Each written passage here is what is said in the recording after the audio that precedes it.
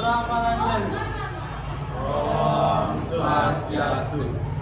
Perkenalkan, kami dari kelompok 3, nama saya Gitu Samprana Dayana, absen 5. Dan kalian Media Rasayuri, absen 15. Saya Gara Putra, absen 11. Saya Niko Maurian Gita Lestari, absen 20. Saya Mary Lika Landari, absen 25. Sekarang kami akan menjelaskan seberapa Pancasilakah kelompok kami. Dimulai dari saya. Yang pertama, sejarah kelam PKI. Sejarah kelam PKI sebagai upaya kudeta berlangsung pada Kamis 30 September 1965 atau Jumat 1 Oktober dini hari. Peristiwa ini diawali dengan aksi penculikan para jenderal pimpinan TNI Angkatan Darat oleh sejumlah prajurit TNI yang merupakan binaan PKI. Kudeta 30 September itu dipimpin oleh Letnan Kolonel Undung yang merupakan komandan Batalion Resimen Capra Wirawa dan bertugas sebagai pasukan pengawal istana. 6 jenderal sipil Angkatan Darat dan seorang peristiwa pertama gugur dalam peristiwa tersebut. 6 jenderal perwira tinggi yang menjadi korban G30 SPKI antara lain Letnan Jenderal Anu Mertak Ahmad Yani, Mayor Jenderal Raden Suprapto, Mayor Jenderal Mas Cipto Darmo Haryono, Mayor Jenderal Siswani Arman, Brigadir Jenderal Sudoyo Siswani dan Brigadir Jenderal Donald Ishak Panjaitan. Mereka diculik oleh para prajurit TNI binaan PKI di kediamannya masing-masing. 3 jenderal dibunuh di tempat dalam penyergapan, lalu mayatnya diseret dan dinaikkan ke dalam perut. Sementara sisanya diseret, kemudian disiksa dan dipantai hingga tewas di lubang buaya. Dalam peristiwa tersebut, Jenderal Aha Nasution juga yang menjadi target pertama G30 SPKI berhasil menyelamatkan diri, namun putrinya yang bernama Ade Irma Nasution yang saat itu berusia 5 tahun itu menjadi korban penyerangan. Dia tewas akibat terkena tembakan. Ajudan Jenderal Aha Nasution, Letnan KW Andreas Candean juga gugur dalam peristiwa tersebut. Tempat yang menjadi lokasi pemantaian para jenderal TNI dikenal dengan sebutan Lubang Buaya. Di lokasi tersebut didirikan monumen Pancasila Sakti yang di dalamnya terdapat jejak sejarah peristiwa pemberontakan G30 SPKI. Yang kedua adalah kesaksian terakhir tentang kekejaman PKI. Martin Aleida ditangkap bersama 6 orang kawannya dalam penangkapan besar-besaran yang dilakukan militer terhadap orang-orang diduga terafiliasi dengan Partai Komunis Indonesia. Penulis yang akrab dengan dunia sastra sejak muda itu ditangkap karena pernah bergabung dengan majalah kebudayaan Zaman Baru terbitan Lembaga Kebudayaan Rakyat. Pada malam pertengahan tahun 1996, Martin dibawa ke sebuah gedung sekolah tua berkeliling pagar kawat berduri persis di seberang Jalan Budi Kemuliaan, Jakarta Pusat. Di kamp konsentrasi itu, Martin mendapati ada 300 lebih orang yang bernasib sama dengannya. Siksaan dalam berbagai cara menimpa Martin setiap kali dia menjalani integrasi di markas Komando Distrik Militer 0501. Integrasi telah dilakukan tengah malam. Hal itu pula yang membuat para tahanan menamakannya Operasi Kalong. Tidak jauh dari lokasi integrasi, ada sebuah dapur yang menjadi tempat para tahanan perempuan. Martin mendapati istri dan elit pemimpin PKI Jodo Soetani Suwetaghijo turut disekap di sana bersama 5 anaknya yang masih di bawah umur. Semua aktivitas perempuan ada di sana, termasuk kekasih yang kemudian menjadi istri saya, kata Martin dalam kesaksian yang menggetarkan di Pengadilan Rakyat Internasional 1965 di Den Haag, Belanda. Penyiksaan paling parah dialami oleh kolega Martin sekaligus pemimpin redaksi Zaman Baru. Martin melihat kolega kerjanya berpeluh darah tiap kali usai menjalani integrasi. Rekan kerja Martin pasang badan memikul tanggung jawab atas nasib yang menimpa rekan-rekannya.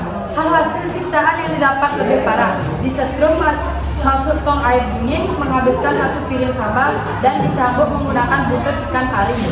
Setiap kali pulang pulang ke kamar tahanan usai diinterogasi, dia akan membuka baju dan dalam diam dia membuktikan punggungnya yang masih bercucuran darah akibat cambukan, kata Martin di hadapan para hakim, jaksa penuntut umum, dan hadirin sidang. Martin mengaku tidak bisa menjelaskan kenapa dia dibebaskan lebih cepat dibandingkan rekan-rekannya. Martin kala itu mendekam tidak lebih dari 1 tahun. Martin menduga dia dibebaskan lebih cepat karena aparat tidak mendapatkan data atau informasi apapun darinya, selain surat wasiat sang ayah yang pamit pergi untuk beribadah haji dan surat-surat cinta dari dan untuk kekasihnya. Tapi setelah dibebaskan, saya menemukan penjara yang lebih besar daripada penjara yang hanya 1 sel. Di luar, saya tidak punya teman, kata Martin. Di luar tahanan, Martin limbung, dia bahkan kerap menghabiskan hari dengan menyusuri rel kereta api berpuluh-puluh kilometer hanya untuk mencari kawan. Martin tak kuasa meratapi nasibnya sendiri karena selepas dari tahanan dia tidak diperkenakan untuk melakukan kegiatan yang menjadi satu-satunya kemudian, menulis. Tapi Martin tak mau berkubang dalam tangisan. Dia pun lantas mulai menulis cerita-cerita pendek dengan nama samaran Nurlan. Sejumlah karyanya mendapatkan pengakuan dan dimuat di sejumlah majalah sastra. Karya-karya itu pula yang mengantar dia bekerja di majalah Tempo dan mengembalikan profesinya sebagai seorang wartawan. Martin menyadari pengakuannya di Pengadilan Rakyat Internasional 1965 bakal membuat gerah pemerintah Indonesia.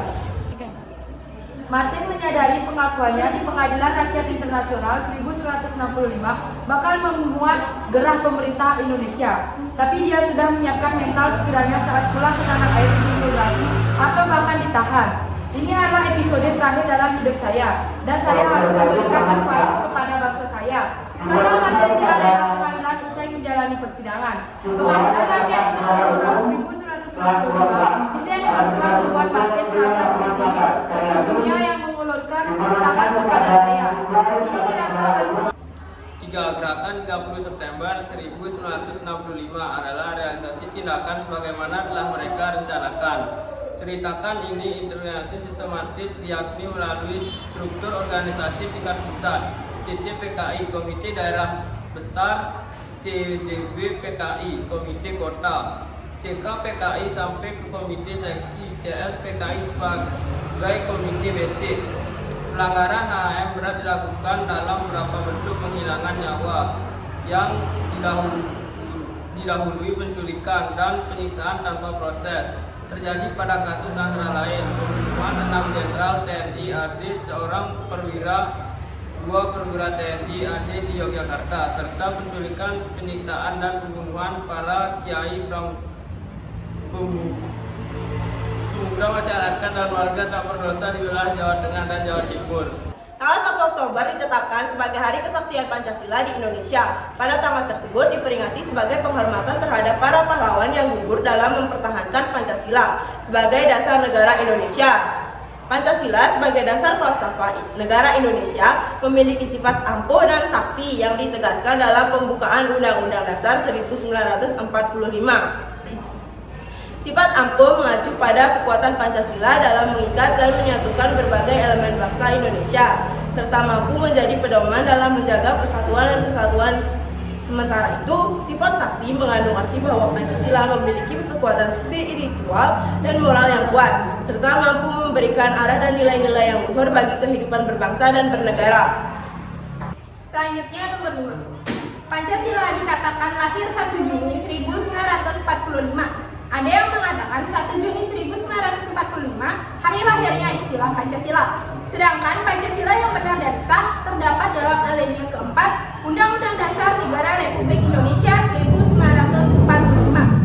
Menurut pendapat kami, pada tanggal 1 Juni 1945 dikatakan sebagai hari lahirnya istilah Pancasila karena isi dari Pancasila sudah ada sejak dulu, tetapi baru diberi istilah yaitu dengan nama Pancasila dan disahkan pada sidang PPKI, lalu ditetapkan dengan sah yang terdapat dalam alinea keempat Undang-Undang Dasar Negara Republik Indonesia 1945.